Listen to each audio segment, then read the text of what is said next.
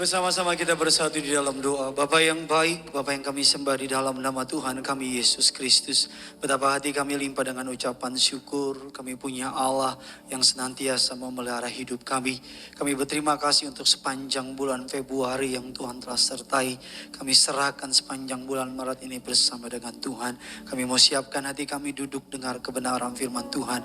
Urapi hamba-Mu, lidah bibir perkataannya diurapi dari surga. Setiap kata kalimat yang keluar, biar nama Tuhan Yesus saja yang dipermuliakan. Taruh perkataanmu dalam perkataanku, taruh isi hatimu dalam hatiku, agar bukan hikmat manusia yang disampaikan, tapi isi hatinya Tuhan yang disampaikan. Genaplah firman Tuhan, jemaatmu yang datang tidak sama waktu mereka pulang. Mereka pulang bawa berkat, bawa mukjizat, bawa anugerah. Bahkan siapapun mereka menyaksikan secara streaming, setiap mereka juga diberkati. Segala rancangan si jahat kami cabut, kami patahkan kuasanya. Allah Roh Kudus, Engkau disambut di tengah-tengah kami. Di dalam nama Bapa, Putra dan Roh Kudus, hanya di dalam nama Tuhan kami Yesus Kristus. Setiap kita yang siap diberkati firman Tuhan, Tiberias Gading Nias yang di tempat ini dan yang di rumah, sama-sama kita katakan amin. Kita berikan tepuk tangan kemuliaan bagi Tuhan kita. Silakan duduk kembali saudara. Terpujilah nama Tuhan yang telah mengumpulkan kita kembali dalam ibadah pada hari Minggu ini. Terimalah salam dari mimbar ini. Shalom Tiberias. Bisa lebih semangat lagi. Shalom Tiberias. Apa kabar semuanya saudara? Tuhan Yesus itu baik. Amin. Saya belum melihat tangan-tangan yang bangga punya Tuhan Yesus. Bisa lambaikan tangan saudara. Sekali lagi kita boleh kasih tepuk tangan dulu yang luar biasa bagi Tuhan kita. Terima kasih atas kesempatan yang diberikan oleh Gembala Sidang Gereja Tiberias Indonesia, Bapak dan Ibu Pendeta Pariaji, untuk kesempatannya saya melayani pada siang hari ini. Keluarkan pulpen saudara, keluarkan catatan saudara. Kita akan sama-sama belajar sebuah kebenaran firman Tuhan yang saya percaya pasti akan memberkati saudara. Saudara sama-sama keluarkan catatan saudara. Tema khotbah saya pada hari ini bisa tolong ditampilkan. Providentia Dei, atau bahasa gampangnya keajaiban pemeliharaan Tuhan. Berapa banyak di tempat ini yang percaya Tuhan pasti pelihara saudara? Bisa angkat tangan saudara. Sama-sama bilang sama saya dipelihara oleh yang punya surga. Yang percaya katakan amin saudara. Haleluya. Saya mulai dengan sebuah kutipan dari seorang tokoh jurnalis yang ternama. Pendiri dari koran Kompas. Namanya Jakub Utama saudara. Nama lengkapnya Yakobus Utama. Dalam refleksi 85 tahun koran Kompas berdiri dan grup Gramedia saudara. Yakub Utama menerima banyak pujian, menerima dapat banyak sebuah apresiasi karena sumbangannya kepada dunia jurnalistik. Sebuah kutipan yang menarik mengatakan demikian. Hidup ini seolah-olah bagai sebuah kebetulan. Tapi bagi saya itulah Providentia Dei. Itulah penyelenggaraan Allah. Kalau saudara baca kisahnya, latar belakangnya, saudara akan menemui apa yang dimaksud dengan kebetulan. Ketika dia SMA, nilai ujiannya rata-rata 9, mirip seperti saya. Saudara gak percaya sama saya ya? Bagus, udah benar, saya juga gak percaya. Dia rata-rata nilainya 9, dapat beasiswa ke Amerika. Kebetulan dia juga dapat beasiswa ke Belanda. Kebetulan ketika dia mau pergi, saudara, dia ketemu dengan seorang pastor.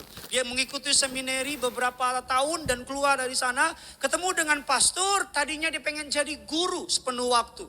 Tapi pastor itu berkata sama dia, guru udah banyak, wartawan sepenuh waktu sedikit. Dia jadi wartawan. Dia mendirikan sebuah koran namanya Bentara Rakyat. Pengen kasih nama Bentara Rakyat, kebetulan ketemu sama Bung Karno. Dan kebetulan pula Bung Karno ingin mendirikan sebuah majalah dan diberi nama Kompas. Kita percaya bahwa tidak ada di kolong langit ini bagi orang percaya yang kebetulan. Saya ulang sekali lagi. Kita percaya tidak ada bagi kita orang percaya lantai 3, lantai 4, lantai 2 yang menyaksikan secara streaming. Tidak ada apapun dalam hidup orang percaya yang terjadi secara kebetulan. Amin. Semuanya ada campur tangannya Tuhan. Katakan amin. Sama-sama bilang sama saya, Tuhan akan mengatur waktu yang tepat cara yang tepat, orang yang tepat untuk berkati hidup saya. Yang percaya boleh kasih tepuk tangan dulu buat Tuhan kita. Amin. Dikatakan tidak ada yang kebetulan. Allah akan pelihara saudara dan saya.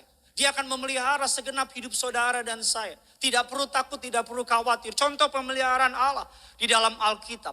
Alkitab mengatakan ada sebuah masalah. Yesus berkhotbah, hari udah menjadi malam. 5.000 orang, baru pria, belum anak-anak dan perempuan. Tempat mereka jauh dari mana-mana. Tidak ada makanan. Saudara, Alkitab mengatakan Yesus memelihara hidup mereka. Dari 5 roti 2 ikan, kita semua tahu endingnya. Sisa 12 bakul. Mereka mengikut Yesus. Mereka mendengar khotbah tanpa sadar hari sudah malam. Ini mau saya bilang sama saudara. Kalau saudara ikut Tuhan sungguh-sungguh, maka segenap kehidupan saudara Tuhan yang pelihara.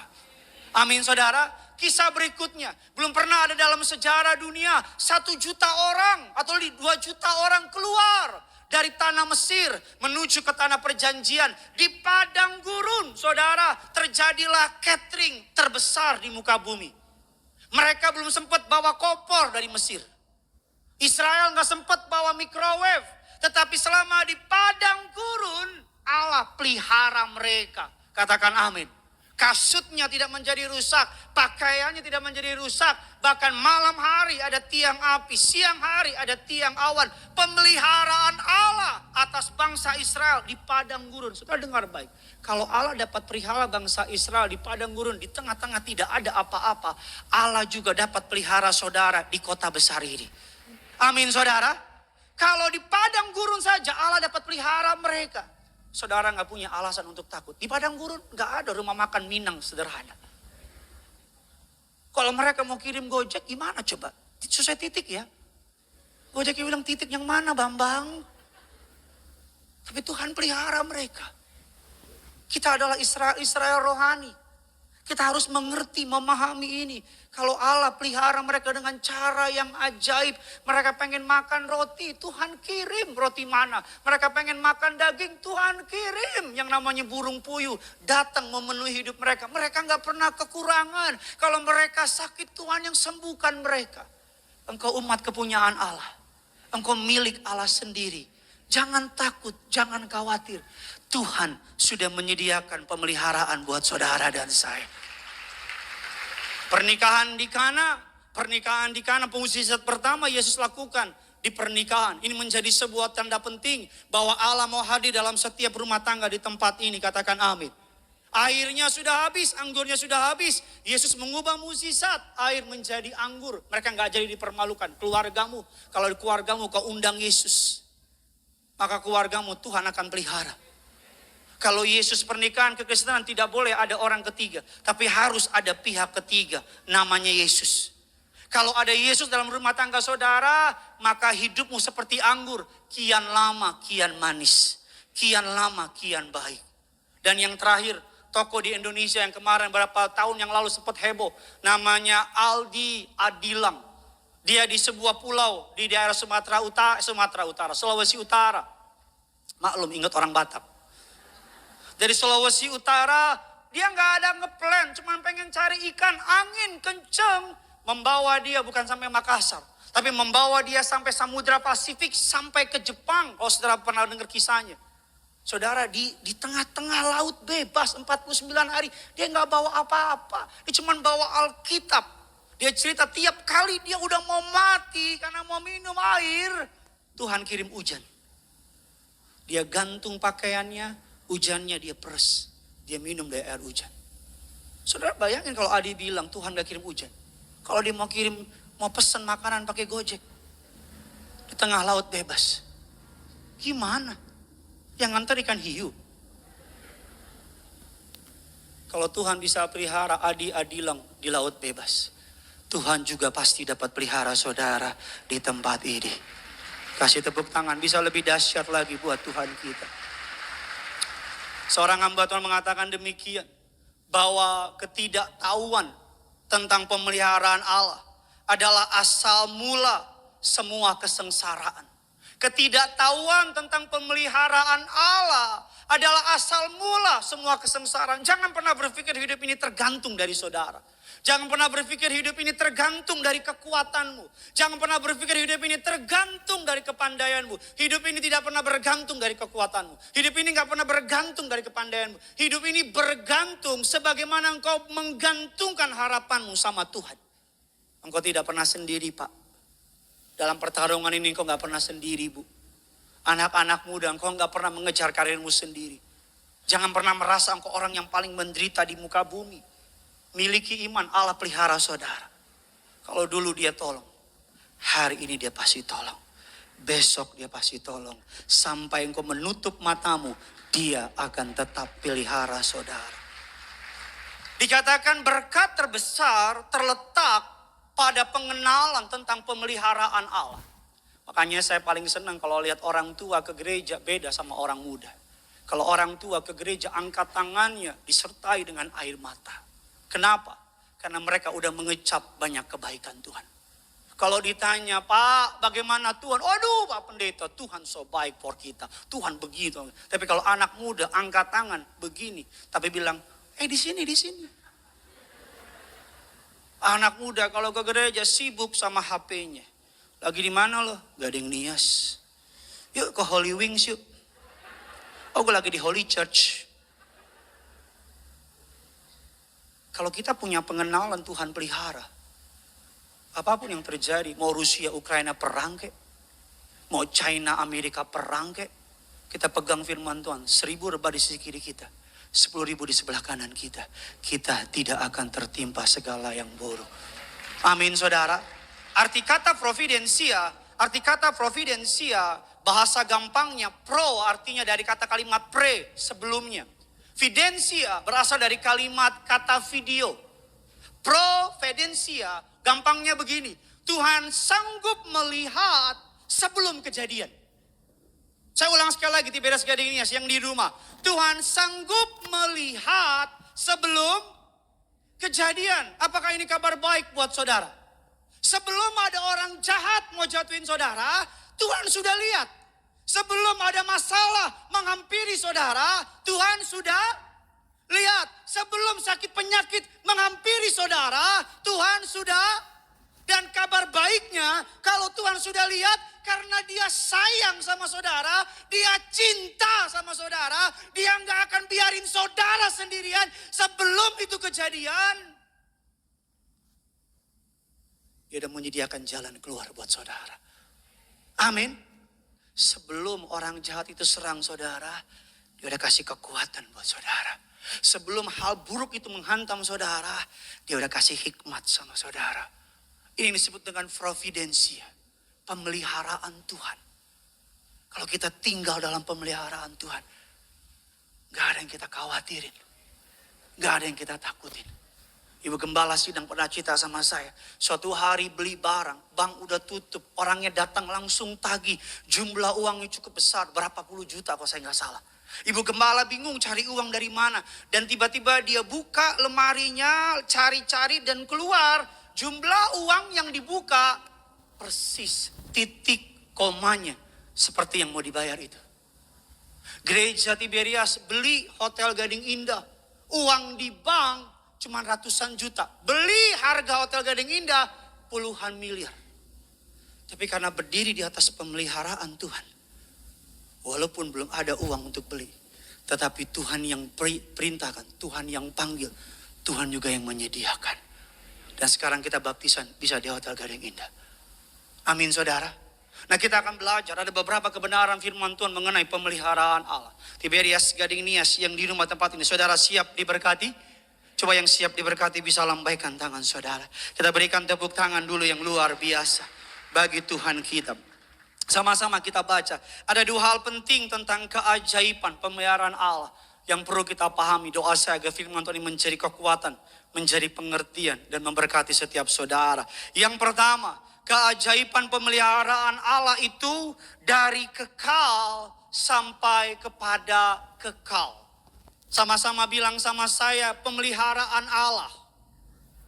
Belum semuanya, pemeliharaan Allah itu kekal sampai kekal. Amin saudara. Mazmur 23 ayatnya yang pertama mengatakan demikian. Sama-sama kita baca. 3, 2, 1, ya. Sekali lagi, Tuhan adalah, kalimatnya paling terakhir, kasih keras lagi. Tuhan adalah, takkan kekurangan aku. Bilang kiri kanan saudara, kalau Tuhan gembalamu, kamu pasti gak kekurangan. Amin saudara. Bagaimana mau kekurangan? Resource-nya gak terbatas. Bagaimana mau kekurangan? Sumber daya alamnya. Surga gak pernah mengalami resesi ekonomi. Kalau surga jual 1 bintang di bukalapak.com, dijual planet Neptunus. Berapa ratus triliun. Surga gak pernah kekurangan resource untuk tolong, bela, berkati saudara. Yang pertama, apa yang dia janjikan tentang pemeliharaan tentang saudara. Saudara yang menjadikan dia sebagai gembala, yang menjadikan dia yang memelihara, yang menaruh harapanmu kepada pemeliharaan Tuhan. Bukan pemeliharaan bosmu, bukan pemeliharaan uangmu, bukan pemeliharaan teman-temanmu, tapi menaruh pengharapanmu kepada Allah yang sanggup pelihara saya. Alkitab katakan engkau tidak akan pernah kekurangan. Engkau akan senantiasa dicukupi oleh yang punya surga. Kata kecukupan di sini saudara tidak lagi mengingini yang lain. Saudara enggak akan iri lihat orang lain diberkati. Saudara enggak akan marah lihat tetangga punya mobil 20, engkau enggak punya mobil. Saudara enggak akan kecewa lihat temanmu naik gaji. Karena yang kau tahu cinta dari Tuhan cukup buatmu. Amin. Kenapa cukup? Karena engkau sudah whole.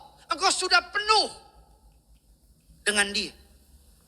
Amin saudara. Saudara nggak akan pernah lagi ngerasa kekurangan. Saudara akan merasa cukup. Ada rasa cukup di sini. Yang kedua, kita lihat saudara, ayatnya yang kedua dan ketiga. Sama-sama kita baca. 3, 2, 1, iya.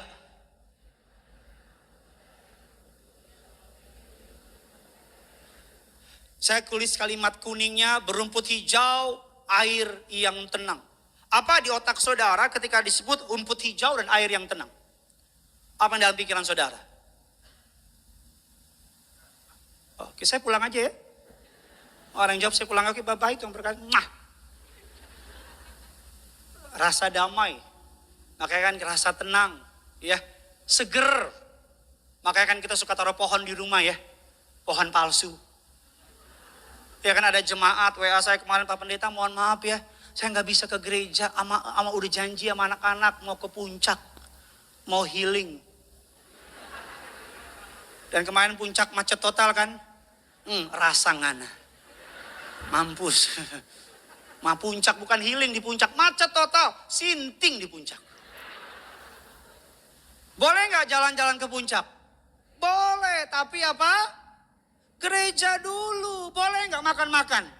Boleh, tapi apa? Makan lapo boleh nggak? Apalagi itu. Jangan lupa babungkus sport orang. Tapi apa? Gereja dulu. Tuhan akan jamin rumput yang hijau, air yang tenang. Dia akan memberikan kesegaran buat saudara. Dia akan memberikan damai sejahtera buat saudara. Pemeliharaan Allah bukan hanya bicara materi. Ada banyak orang uangnya banyak, tapi otaknya stres. Ada banyak orang uangnya banyak. 7 turunan, 8 tikungan, 9 putar balik. Tapi otaknya apa? Stres. Dia akan berikan damai sejahtera buat saudara. Pak Pendeta, bagaimana pendapat Pak Pendeta mengenai Rusia dan Ukraina? Saya bilang rumah lu di Gading kejauhan. Saya nggak pusing mau apa yang terjadi. Saya percaya kok Tuhan sanggup pelihara kita. Berikutnya, dia berikan kesegaran, kecukupan. Berikutnya saudara, dalam ayat yang ketiga dan kelima. Mazmur 23 ayat yang ketiga dan kelima. Sama-sama kita baca. 3, 2, 1, iya.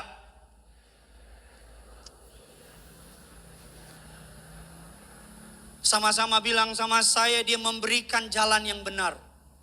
Alkitab katakan dia menuntun aku di jalan yang benar. Jalan yang benar bukan hanya bicara jalan yang enak. Sekalipun saudara melewati lembah kekelaman, tapi kalau itu jalan yang dari Tuhan, dia akan tuntun saudara.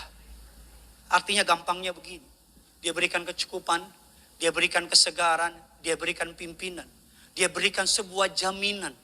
Saudara nggak akan bingung menentukan langkah hidupmu. Pemeliharaan Allah akan menjamin saudara nggak ketemu dengan orang yang salah. Saudara nggak akan bisnis sama orang yang salah. Kita perlu doa hari-hari ini. Supaya dijauhkan dari orang yang salah, hubungan yang salah, pekerjaan yang salah. Karena orang zaman sekarang paling jago mencitrakan dirinya. Bisnis kelihatannya benar, pada di belakangnya bodong. Betul apa tidak? Kita tawarin bisnis sama teman kelihatannya benar, ternyata dia nipu. Orang yang dalam pimpinan dari Allah. Pemeliharaan Allah bukan hanya bicara mencukupi kebutuhan saudara. Pemeliharaan Allah bukan hanya mencukupi memberikan damai sejahtera. Tapi pemeliharaan Allah juga bicara, saudara dipimpin oleh dia. Saudara dituntun oleh dia. Saya nggak tahu saudara bagaimana merespon. Tapi saya senang banget dengar ayat ini. Dia tuntun langkah saya. Saya nggak akan dibiarkan melangkah ke tempat yang salah. Amin. Bilang kiri kanan saudara, pemeliharaan Allah akan menuntun langkahmu. Ayatnya yang terakhir, ayatnya Mazmur 23 ayat yang ke-6. Sama-sama kita baca. 3, 2, 1, ya.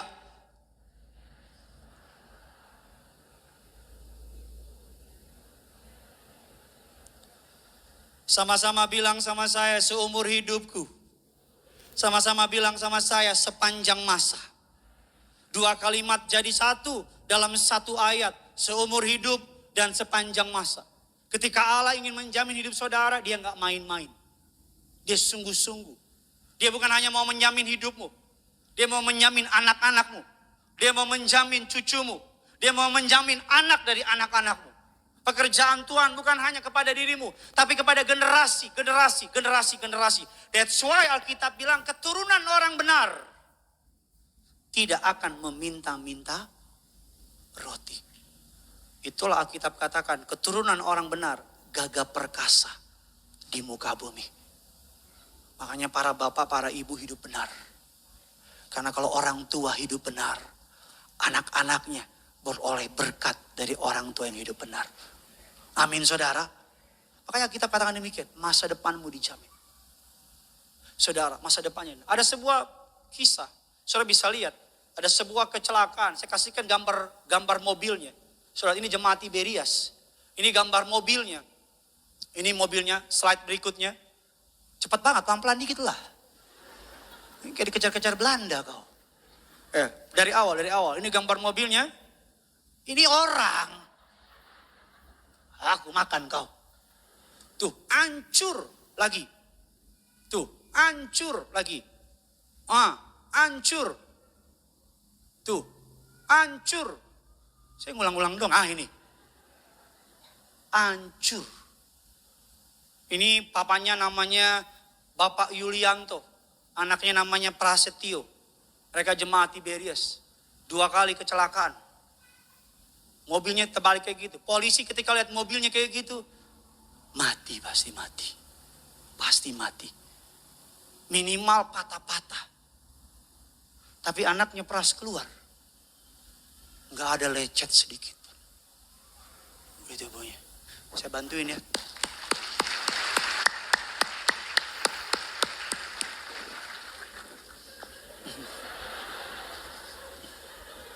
Udah lama ikut Gideon masih aja.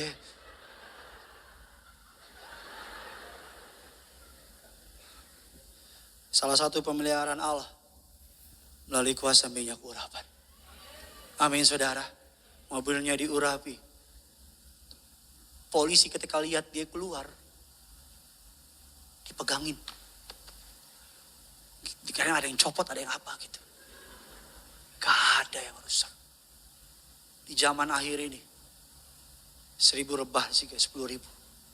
Firman Tuhan berkata, yang ada minyak, yang ada anggur, tidak akan pernah dirusakkan. Itu jaminan dari pemeliharaan Allah. Makanya para bapak, para ibu, kalau anakmu keluar, urapi. Diurapi, jangan belaka. Papa aku pergi dulu ya. Belum tentu dia balik loh. Loh iya bener kan? Anakmu pulang, anakmu berangkat urapi. Kita para bapak, kita imam pak. Jangan males pak. Jangan males, kita imam. Ayo imam-imam bangkit. Anak saya kalau tidur saya urapi. Saya berangkat pelayanan, kan kerjaan saya berangkat pelayanan kan membongkar pekerjaan iblis.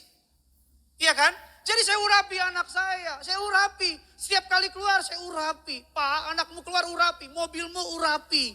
Minta penjagaan Tuhan, minta pemeliharaan Allah ada dalam saudara. Orang sekarang aneh-aneh loh. Ada jemaat anaknya digendam atau dipelet hipnotis sama tukang aqua. Saudara lucu karena bukan anakmu kan. Dihipnotis sama tukang aqua. Karena apa? Kita harus mengimani. Ini zaman yang makin gila loh. Ini zaman orang pakai kuasa gelap, pakai dukun-dukun. Ini zaman orang kalau nggak suka santet, pelet. Ini zaman orang bisa pakai kuasa gelap, ajian-ajian dan lain-lain. Bodoh. Kalau kita nggak berlindung sama Tuhan. Bodoh. Kalau kita nggak berharap sama pemeliharaan Tuhan. Ini yang saya lakukan. Saya urapi diri saya. Istri saya pelayanan di Sarbini. Saya urapi dia kandungannya. Saya bilang, kamu jangan pelayanan. Aku mau pelayanan. Kamu aja boleh pelayanan. Aku gak boleh pelayanan. Ya udahlah, kau pergilah. Tapi saya urapi. Saya urapi kandungannya, kakinya. Saya tidur tadi malam. Istri saya urapi ini saya. Mulut saya diurapi. Hidung saya digini-gini sama dia. Gak main-main loh. Ini zaman.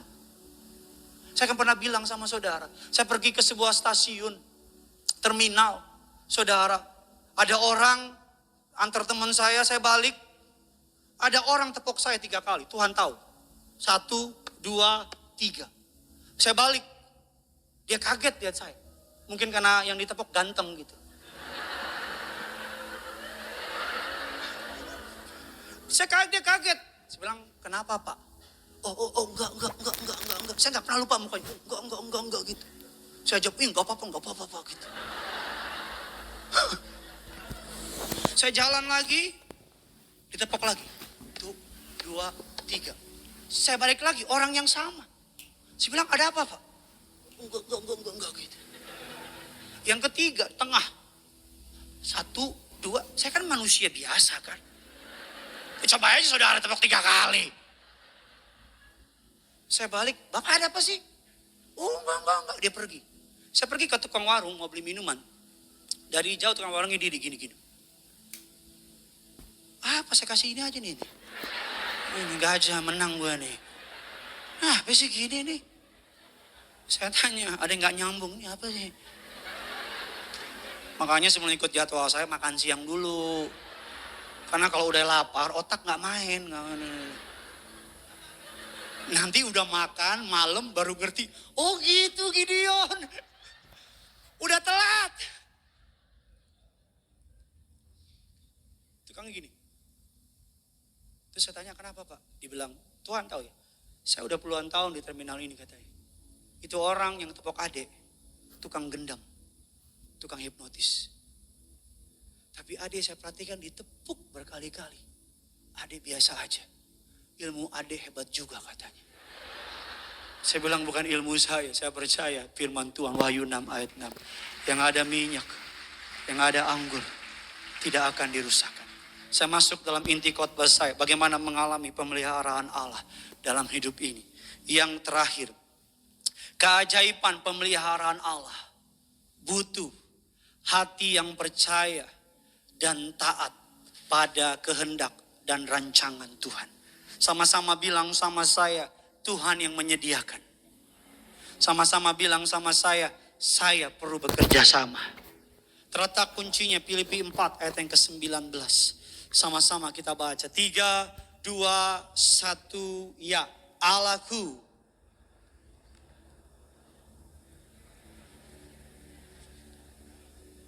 Allahku, ini Rasul Paulus berkata Allahku. Dia enggak bilang Allahmu. Tapi dia bilang my God. Ini bicara mengenai sebuah pengenalan. Ini bicara mengenai sebuah kedekatan. Dikatakan Allahku akan memenuhi segala keperluanmu menurut kekayaan dan kemuliaannya dalam. Jadi intinya sederhana. Saya tutup dengan ini. Alkitab katakan Yohanes 15 ayat yang kelima, akulah pokok anggur dan kamu adalah ranting-rantingnya. Barang siapa tinggal dalam aku dan aku tinggal dalam dia, ia berbuah banyak, sebab di luar aku kamu tidak dapat. Ini pokok anggur, kita ranting. Tugas saudara dan saya cuma satu, nempel sama pokok anggur. Selama pokok anggur, selama ranting nempel sama pokok anggur, berbuah banyak. Tapi kan kita manusia paling suka deketin apa kalau lihat pohon? Kita manusia kalau lihat pohon, kita paling suka lihat buahnya. Kita berpikir selalu buah-buah. Yang kita deketin rantingnya, karena ranting adalah buahnya. Kita lupa bahwa ranting berbuah bukan karena kemampuan ranting, tapi ranting berbuah karena menempel pada pokok anggur.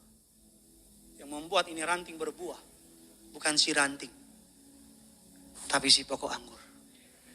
Tapi banyak kita baru berbuah dikit aja, sombongnya minta ampun. Baru kaya dikit aja, sombongnya minta ampun. Kalau ada juara lomba sombong di dunia, iblis aja juara 2. Saudara yang sombong juara 1. Sombongnya minta ampun. Alkitab katakan, ranting kalau lepas dari pokok, tetap segar awalnya, karena baru nempel. Tapi lama-kelamaan, kering, dan mati. Gampang ikut Yesus, gak susah. Cuman tinggal nempel. Ketika aku nempel sama ranting, sama pokoknya,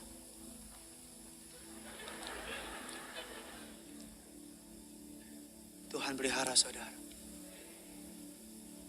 Doa saya bulan Maret, bulan berkat, bulan mukjizat, bulan jawaban doa, bulan anugerah. Sepanjang bulan ini engkau dikejar-kejar oleh kebaikan. Engkau dibanjiri oleh berkat. Engkau dikepung oleh kasih-Nya. Engkau menikmati segala yang terbaik. Sama-sama angkat tanganmu dua-dua, ikuti doa saya dalam nama Yesus.